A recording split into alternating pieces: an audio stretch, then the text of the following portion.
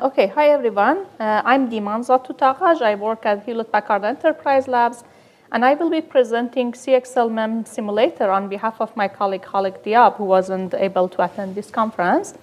And over the next 50 minutes, we will connect three threads: a high-level overview of CXL, how CXL actually enables coherent memory sharing, and how our new simulator let us explore performance before expensive hardware cycles. I will ground this in concrete sharing scenarios and use cases that are enabled by our simulator.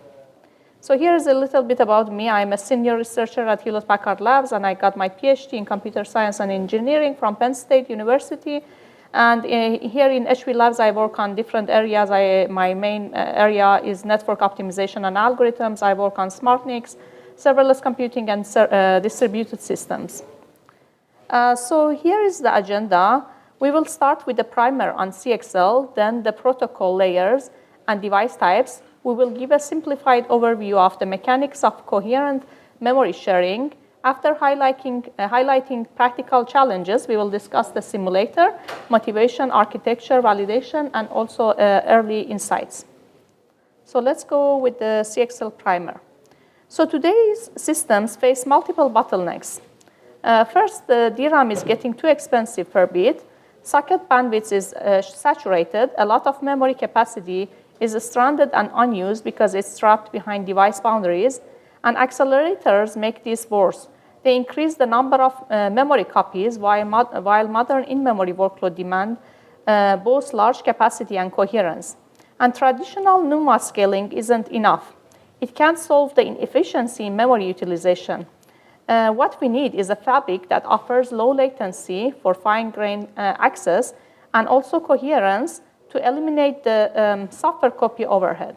And that's exactly the gap that CXL fills. So HPE has been investing in memory fabrics for over the last 10 years. We built the machine and helped create Gen Z. For the past 5 years, we've been a key contributor to CXL consortium since day one. And in short, HPE has a long history of shaping the future of memory-centric computing. So what is CXL? CXL is a low-latency cache-coherent interconnect built on top of the PCIe physical layer. It brings together three key protocols. The first is CXL.io, which handles enumeration and management. The second one is CXL cache, which lets the devices coherently access host memory. Then CXL.mem lets the host coherently access memory attached to the devices. And the devices and hosts share the unified managed memory model while staying backward compatible with PCIe. CXL defines three types of devices. Type 1 device is accelerators without local coherent memory, which rely on host DRAM. Type 2 devices are accelerators with their own coherent memory, for example, HBM. Type 3 is memory expanders that add capacity or new media, like persistent memory via CXL.mem. And our focus today is on type 3 devices, which is the memory expanders. So why this matters? CXL.mem gives standard load stores semantics and enables memory pooling and sharing across hosts. This is what we call memory disaggregation.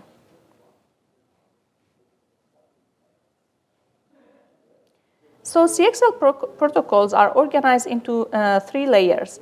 The first layer is the transaction layer. This is where the cache coherency protocol lives. It handles things like read, write, invalidate messages, and message serialization, snoop filtering, and back-invalidation. The link layer takes care of flow control. It uses a credit-based system and supports features like link-level retry to ensure reliability. Physical layer is the actual electrical interface shared with PCIe. So to put it together, the transaction layer defines what messages are sent. The link layer defines how they flow reliably. And the physical layer defines how they travel across the wires. Now let's talk about the cache coherency. One of the biggest challenges in modern systems is making sure that data stays consistent when multiple devices or multiple caches are accessing the same memory. CXL was specifically designed to address this.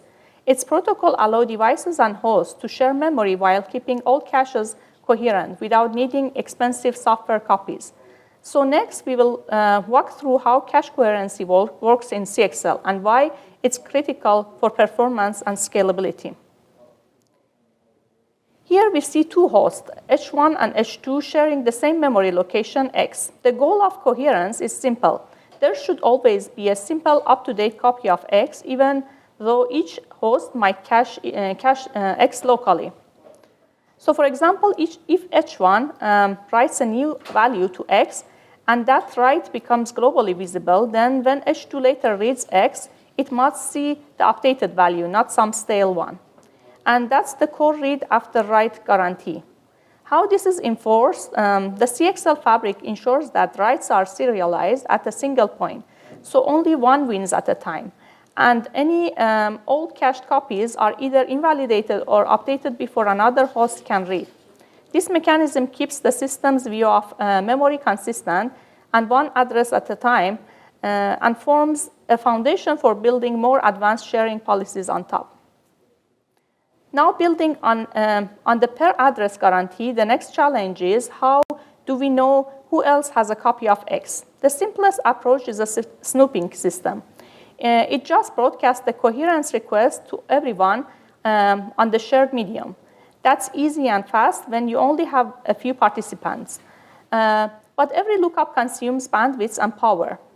As the system grows, for example, we have more hosts and more accelerators, these broadcasts become a scalability cost. And the alternative is a directory-based system.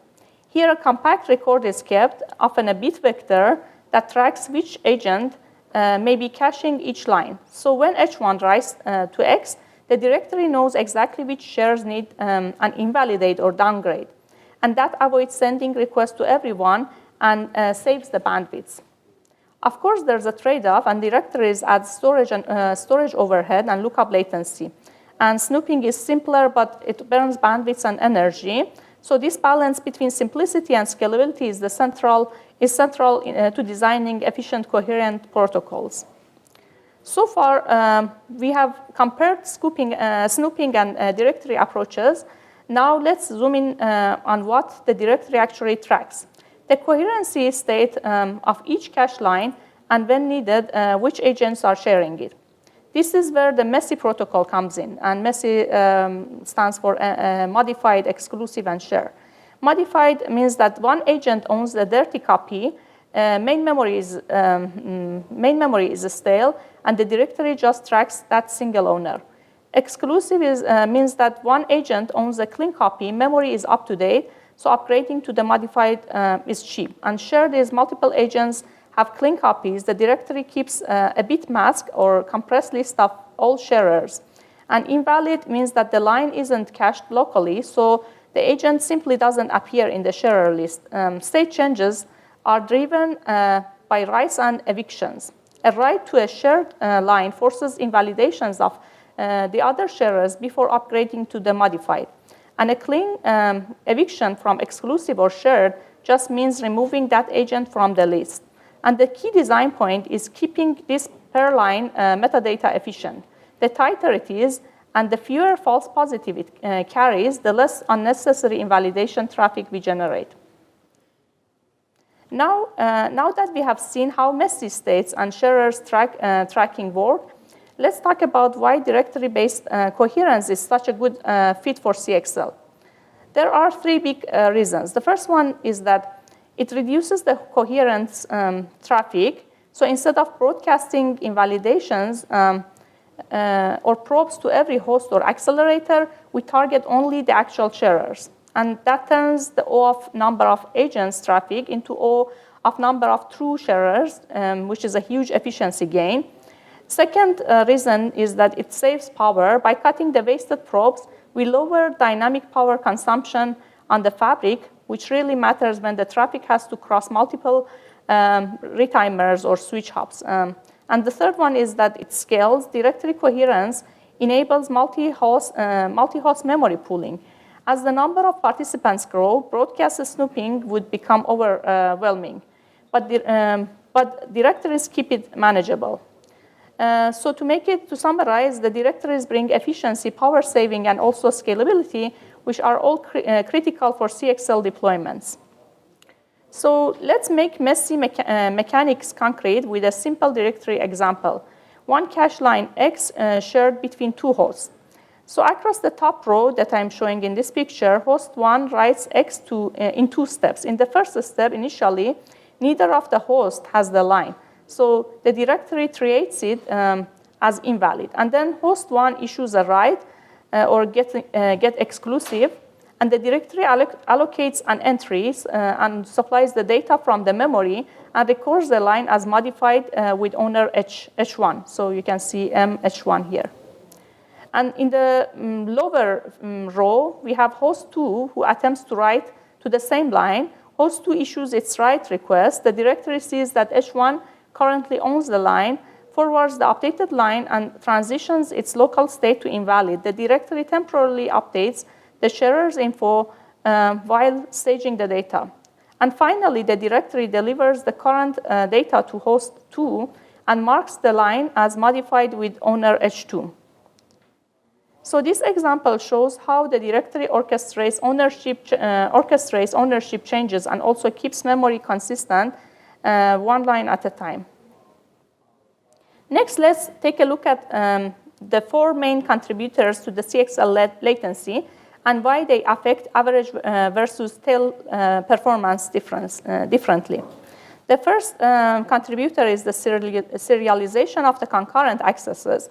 If multiple requests target the same cache line, they have to be handled one at a time, creating an inherent serialization delay. The second one is the network traversal. As the transactions travel across the fabric, multiple hosts and accelerators compete for links and switch buffers. Flow is controlled by credits and scheduling policies, which can add to the queuing delays. Coherency and directory processing is the third one. So every access may require establishing or confirming ownership, which involves directory lookups, possibly issuing targeted invalidations, and managing state transitions. And burst of activity here can introduce variable latency. The fourth one is media service time. This is the intrinsic latency of the memory device, whether DRAM expansion, slower tiers, or a mix of hierarchy.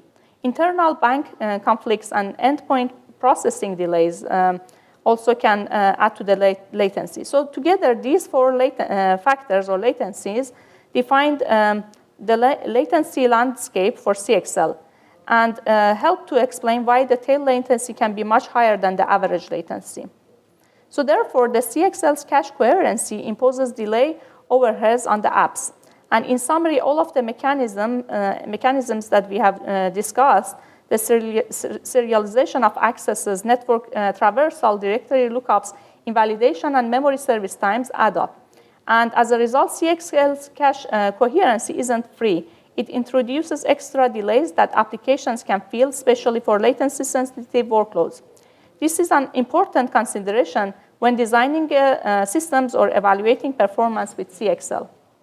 So we believe that understanding the impact of these latency sources is very crucial for accurate simulation and for deciding when to place workload on expansion memory. So the question becomes, how do we quantify this delay? Building a meaningful multi-host CXL testbed is not easy for several reasons. The first reason is the availability and diversity, and early CXL-capable CPU switches and Type 3 devices arrive on staggered roadmaps. So getting a representative mix at the same time is rare. The second reason is cost and scale. So to study the contention properly, you need multiple hosts, multiple memory expanders, and at least one switch layer, which is expensive. The third reason is that limited control knobs. Firmware and BIOS often hide or lock key parameters like arbitration, directory, or flow control. You can't easily inject latency or throttle a single link without intrusive hacks. So this is why simulation becomes an essential tool to understand performance and make informed placement decisions. So these challenges are exactly why we built a simulator. It allows us to run controlled, reproducible, and fully instrumented experiments long before we have full-scale hardware available. In the rest of this talk, I will talk about simulate the CXL.mem protocol to capture realistic behavior, validate our CXL.mem simulator against expected outcomes, and analyze the benefits and overheads of CXL for different workloads, and also explore and validate new CXL ideas and algorithms to improve performance and efficiency. So let's take a look at the CXL.mem simulator. Let me explain the simulation model we use, which is a discrete event simulation, or we call it DES. So instead of ticking every single cycle, the system advances along a timeline of events. Each event, like a request being injected, a directory lookup completing, a queue slot freeing, or a memory response returning, has a scheduled timestamp. So we maintain a priority queue of pending events. We always process the earliest one, move the simulation clock forward, apply its effects, and schedule any downstream events. So this approach gives us precise ordering of causality-related operations, the ability to skip idle time, and also gives us the ability to skip the idle time where nothing observable happens in the system. So why this matters? This matters because compared with the cycle-accurate models, DES is order of magnitude faster and let us sweep many configurations overnight. And compared with the coarse time step simulations, DES preserves fine timing relationships, which is critical for queue buildup and P99 latency. And the determinism comes from a fixed event ordering rule and seeded random draws. So experiments are fully reproducible. The trade-off is that we abstract away the intra-event pipeline details, we capture conditions and latency composition, not gate-level microarchitectural effects. So these are some of the trade-offs that we have. We built our simulation using SimPy, which is a discrete event simulation framework in Python. Instead of manually managing an event heap, we model each active component like a host request injector, directory lookup, or memory device as a Python generator function. These generators yield events, timeouts for latency, resource requests, for contention, or put or get operations on shared objects like a store. So SimPy automatically schedules the earliest pending event, so we can focus on modeling the behavior instead of managing the priority queue. And also we have arbitration and contention. So shared resource constructs let us express things like links or queues by acquiring capacity tokens. And the benefit is that the code is concise, readable, and easy to refactor when adding new policies. And running our CXL.mem simulator on SimPy gives us rapid iteration and deterministic results. So this diagram shows the full stack of our simulator the full stack that our simulator can model, from the application DAG at the top down to CXL transactions at the bottom. In the app layer represents the workload as a dependency graph. So nodes are tasks, edges capture the data dependencies or execution order. In the middleware layer, a DAG analyzer exposes parallelism. A task scheduler decides placement, and a fabric manager plus resource monitor could eventually adapt policies based on live telemetry. So today our focus is the hardware layer, which is highlighted here. There are hosts with their local memory, a CXL switch with link credits and arbitration, a CXL memory device including a snoop filter, and the coherency protocol engine. The CXL coherency protocol is acting like this. It translates the load and stores and ownership changes into latency contributions from directory lookup, link serialization, queuing, and media access. And telemetry flows upward, so middleware could steer scheduling based on contention hotspots. Control flows downward via policy tweaks. And by separating these layers cleanly, we can iterate quickly on hardware behaviors. while leaving the hooks for future experiments with cross-layer scheduling or adaptive pooling strategies. So these slides zoom in on how we represent applications before they hit the hardware model. We model the workload as a DAG, so it is like a DAG, and the nodes are the task or kernels, and the edges capture the data dependency between these tasks. Compute phases are simulated as simple waits, so there's no need to model ALU pipelines. And the memory instructions are streamed into the hardware layer, where CXL coherency, link serialization, queuing, and device latency determine the actual completion times. The total task duration is equal to the compute wait plus the memory operation time, preserving memory timing fidelity while keeping CPU modeling abstract. And this approach let us explore policies and workloads rapidly without simulating every microarchitectural details. So this slide breaks down the core modules of our hardware simulation. In the link layer, each port has credit serialization logic and buffers. Flow control and credit return determine when packets launch, queue buildup contributes to queuing latency, retimers at fixed per hop delay, and possible micro-queuing. The transaction layer handles the packetization and depacketization, tracks outstanding requests, enforces ordering, and runs the cache coherency state machine with directory and snoop filter lookups. So these models are modified or shared transitions and targeted invalidations, which feeds up the coherency portion of the latency. And the other components include the CPU front-end, memory device with media latency, the physical layer, and so on. So each module contributes a distinct slice of latency, which let us to dissect total memory access time accurately. So this slide focuses on the link layer, which is common in memory devices, hosts, and switches. Our simulator breaks the link layer into main components for clarity. These components are composed to build a complete switch or endpoint. Users can configure each component individually, enabling fine-grained experiments with link behavior, buffering, and flow control. So modular link layer design gives us the flexibility to study how link-level dynamics affect overall CXL performance. And in this slide, we introduce the port, which is the basic building block of our link layer. Every host interface, switch-facing connection, or device attachment is one or more ports. Each port has two buffers, ingress for arriving packets and egress for packets waiting to be sent.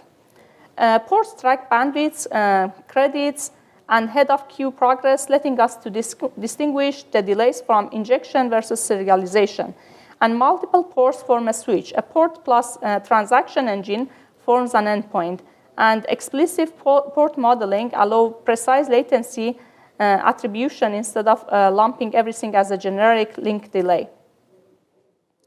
So the ingress buffer in a CXL switch plays two key roles. The first role is forwarding. It accepts packets from the upstream link, temporarily stores them, and uses a TCAM lookup on the headers to decide which downstream egress buffer the packet should go to, either toward the device or another switch port.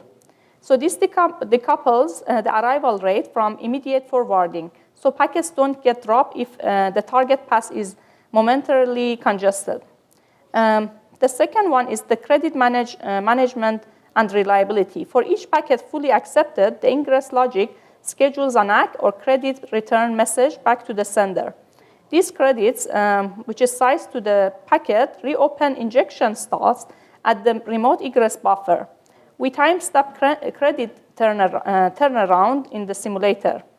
So why this matters is because by modeling both forwarding choice and credit return inside the ingress buffer, we can separately attribute the slowdowns, whether they come from the routing congestion or withhold credits rather than lumping everything under the link latency.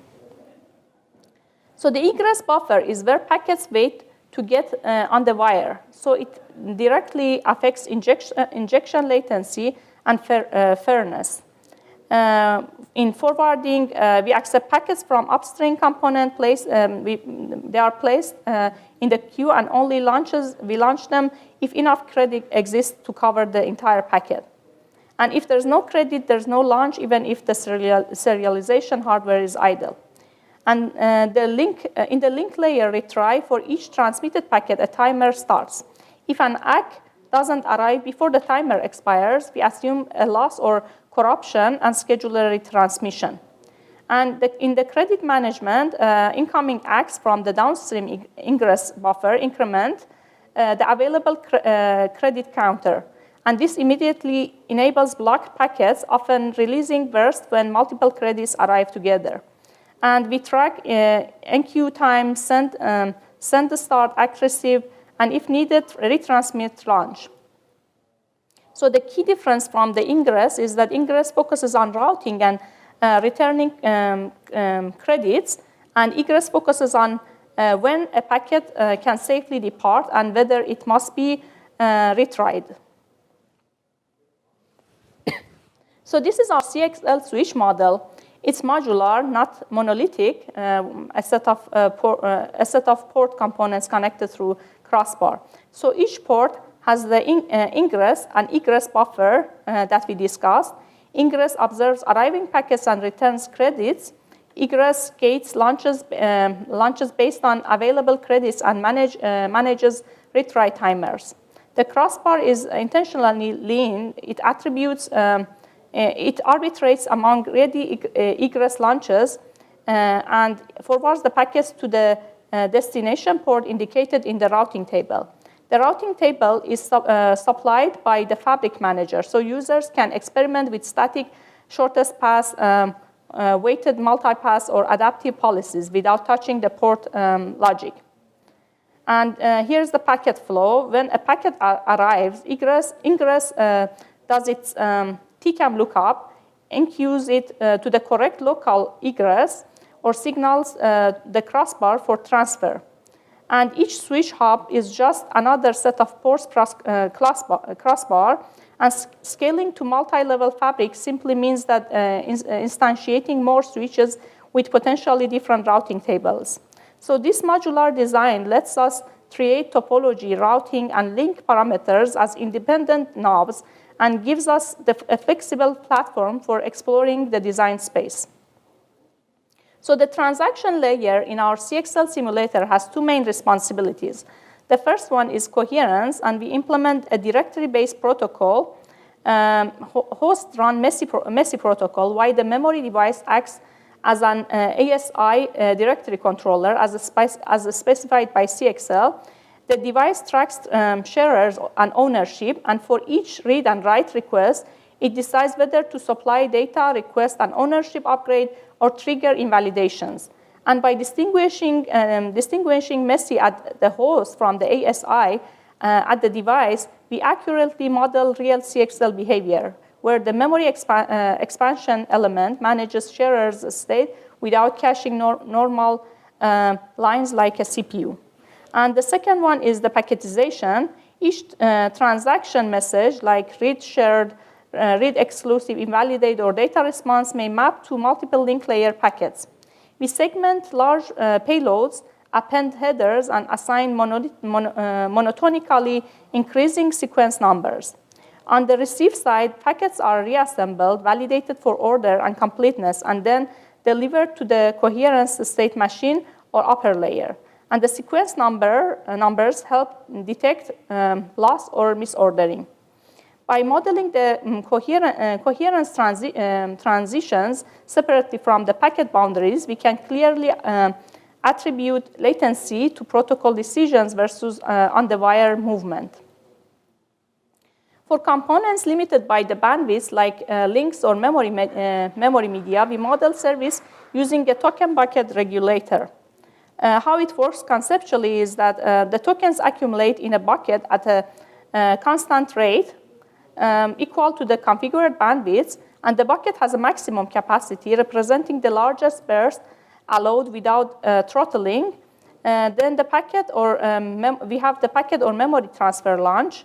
To start serialization, a transfer must spend tokens equally to its size, and if enough tokens are available, it launches immediately.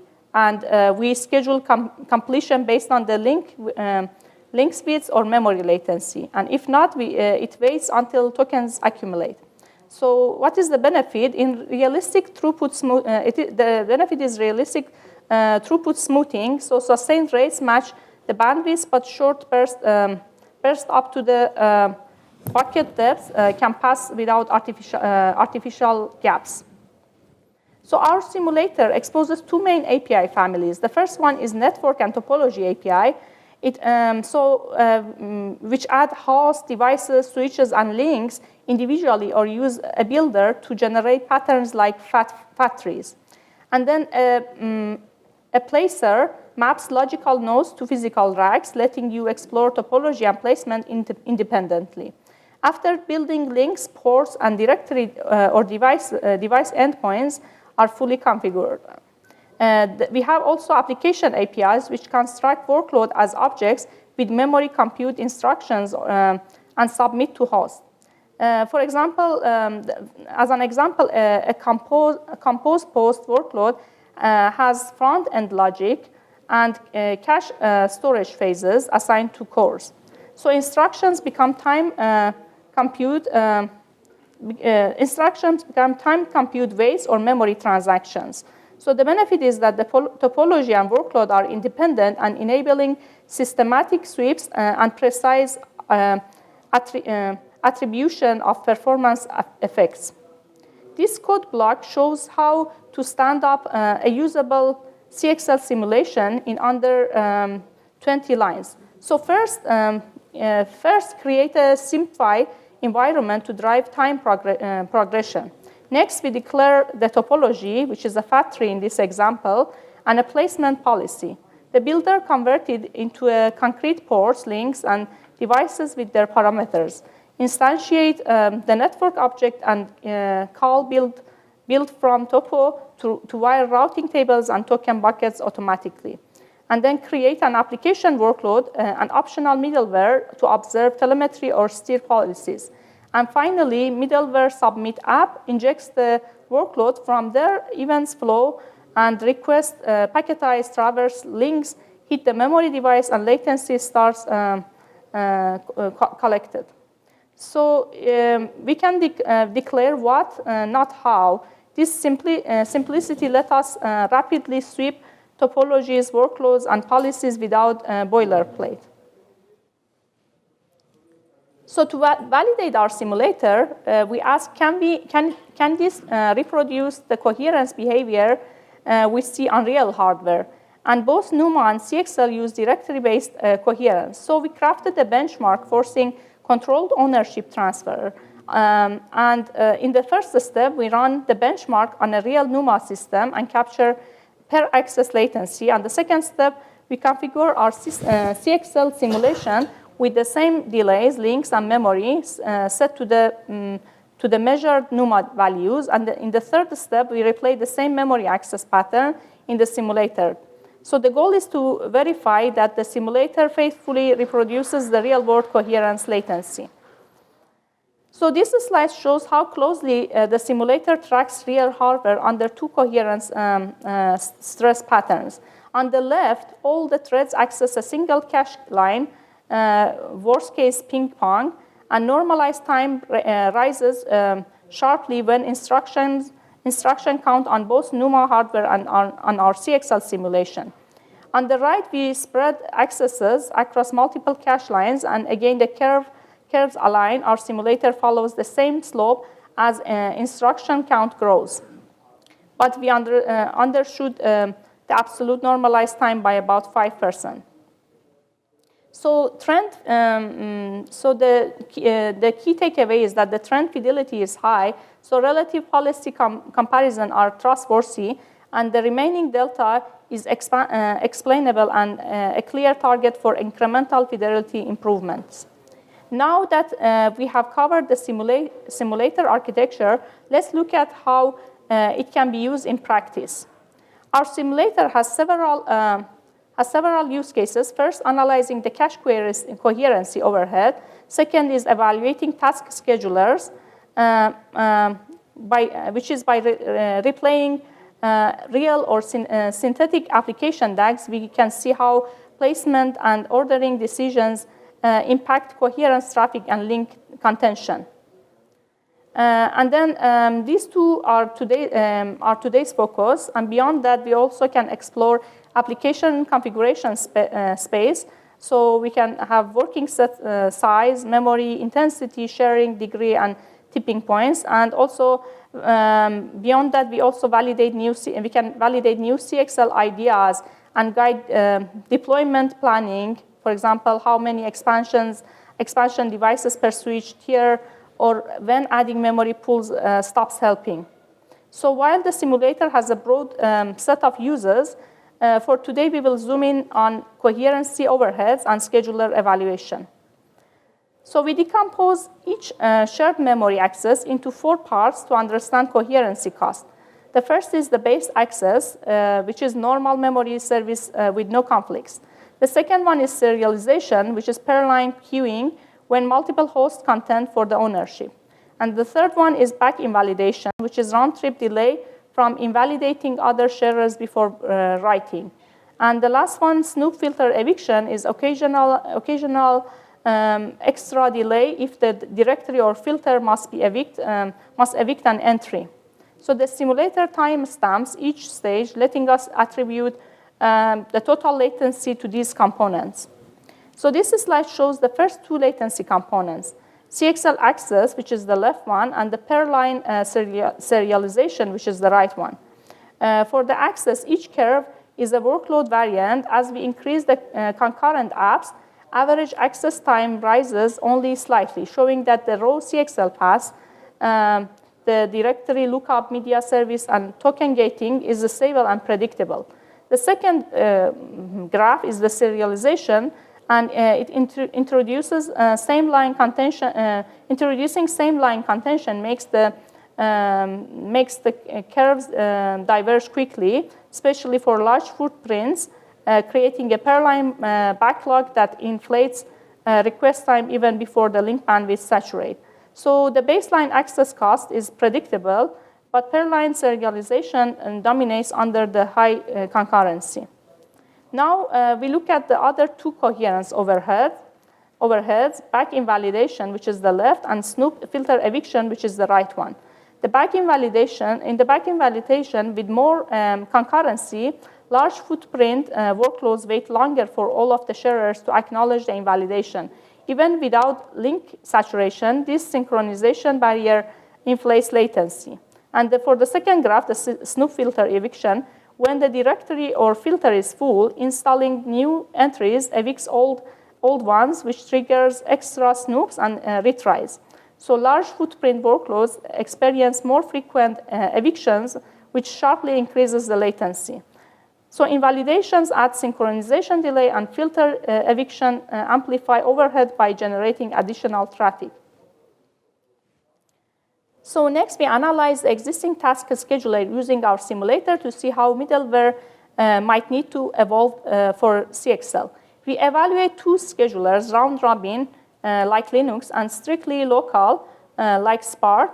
We also test cache bypass variant, round-robin cache bypass, and strictly local cache bypass that mimics message passing behavior. The goal is to understand how scheduler placement affects coherence, traffic, and performance. To compare these schedulers, we use a pi estimation workload. We control 2 knobs.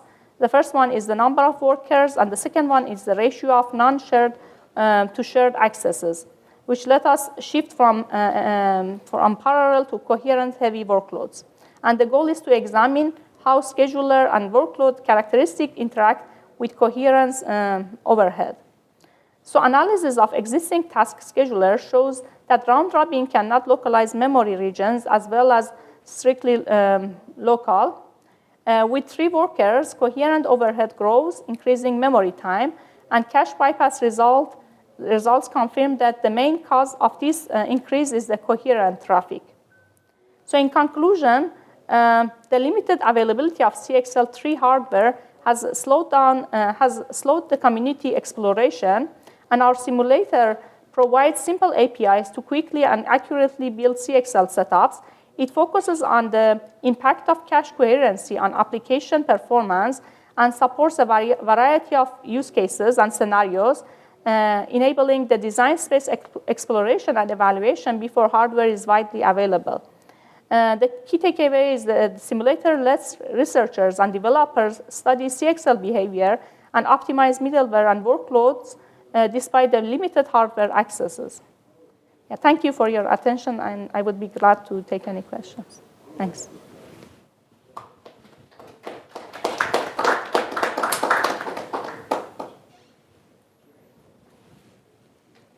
Yes.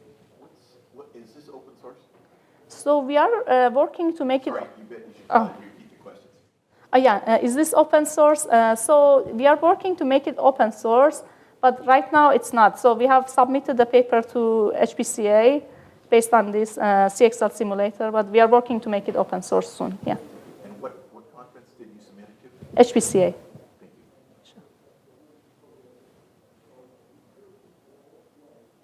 Yeah, and since I was presenting on behalf of my colleague Khaled, you might also send him an email, Khaled Diab. Yeah, if you have more questions.